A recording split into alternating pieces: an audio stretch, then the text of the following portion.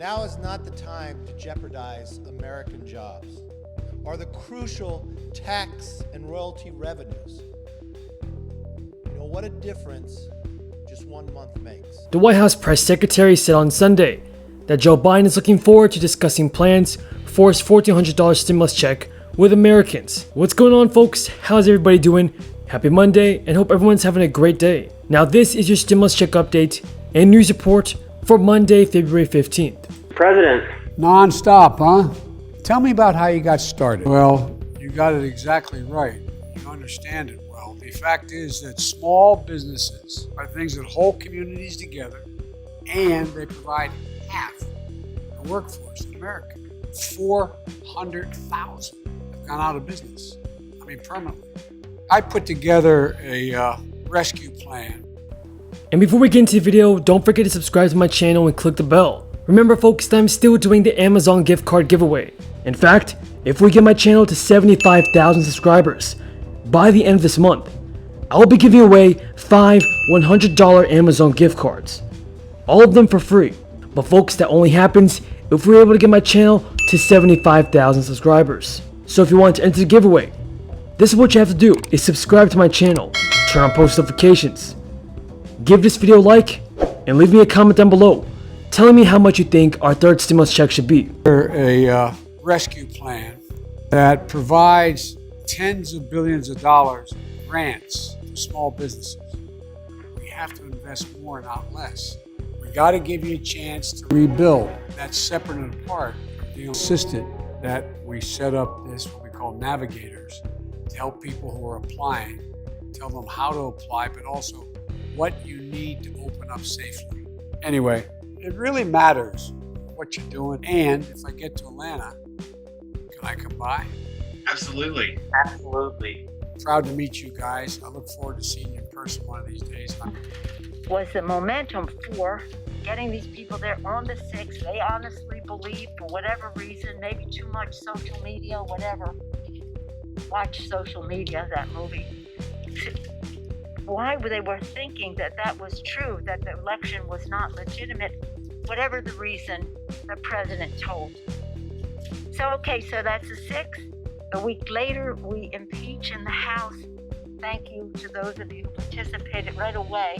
Jamie Raskin, Ted Lieu, and David Cicilline. David Cicilline, they had it all written up and ready to go. You live off of $400 a week, honestly? Well, if you can't, then your constituents shouldn't either. And that's ultimately what we're dealing with here. People cannot return to work safely. They want to work. I find it insulting when you say people don't want to return to work because they want unemployment. No, they don't. I listen to my constituents all the time. They want to go back to work, but they can't until we crush this. But certainly for any Americans watching, they learned about the power of some individuals in the House they may not have known before. They certainly saw some powerful footage that was a reminder of the shocking events that happened on January 6th. I think they saw, as the president has said, that day was an assault on our democracy. And it was a reminder of why it can never happen again. But, I think otherwise you'd have to speak to many Americans. The guidelines that will be released this afternoon, I'm eager to learn more about them as well. Those will be an important next step. And then his Secretary of Education, future Secretary, I should say, Miguel Cardona, this will be his top priority, as he has said. And the president will, of course, task him with looking for ways to work with our health experts and the CDC to open schools safely as quickly as possible. Yeah, I guess I just mean, like, as you're ramping up now, that's the ultimate goal, but as you're ramping up right now, what counts as a school being open as you're trying to get to 100%? Doesn't count as open unless it's all kids offered a seat every day? Again, I think that what the president's focused on and what he's very mindful of, having raised many children, that makes it sound like he has 10, several children himself, being a very engaged and active grandparent himself, being the husband of a teacher who knows how valuable it is to be in person, is to return how schools were before the pandemic. Now folks, do you think that Joe Biden will pass a third stimulus check before the end of the month? Let me know down in the comments. Now, Democrats have promised to quickly deliver Biden's $1.9 trillion relief package when they convene for legislative business and have set up for a vote that will allow a plan to be passed without adjustments to accommodate Republicans who oppose it. On Thursday, the House Ways and Committee voted to approve the $1,400 stimulus checks in a 24-18 vote.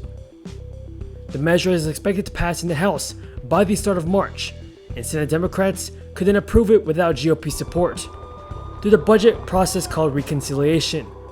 Along with the checks, Biden's sprawling plan also includes $400 weekly federal unemployment benefits, funding for states and local governments, and $160 billion to ramp up the vaccine distribution and testing. Now, some Republicans have staunchly opposed the high cost of the package, but recent polling data shows that a majority of GOP voters support Democrats using reconciliation to pass the economic aid package. In a recent poll released on Friday, about 60% of Republicans supported Democrats using reconciliation to push through a stimulus bill without the support of their GOP colleagues. Now, folks, what do you think? Do you believe that the Democrats should go forward with reconciliation and pass the stimulus relief without the help from Republicans? Tell me down in the comments, everybody. The good news is that more unemployment benefits may be on the way as Democrats in the Biden administration pursue a $1.9 trillion rescue package.